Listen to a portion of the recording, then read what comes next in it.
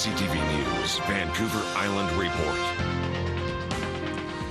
Good evening. A tiny island that includes some of the last stands of old-growth forest on the BC coast is at risk of being logged. Cortes Island is home to about 1,000 people, also home to a significant share of the land base owned by Island Timberlands.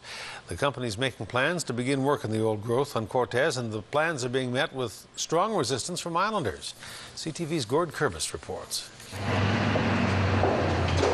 Protesters gather outside the offices of Island Timberlands in Nanaimo. Although there are only a half dozen of them here today, they say they actually represent nearly 6,000 upset people. Island Timberlands has showed no willingness or interest so far to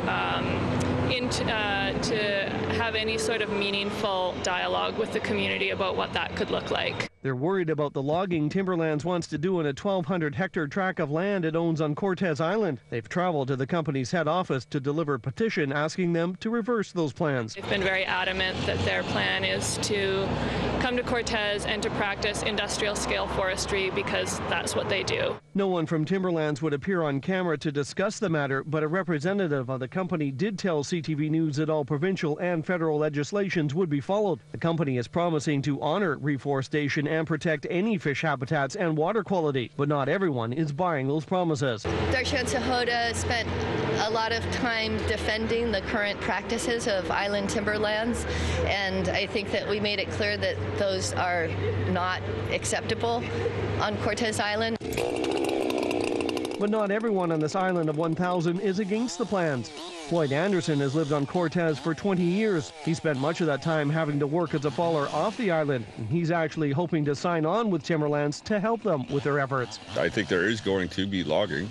There's definitely going to be protest against it.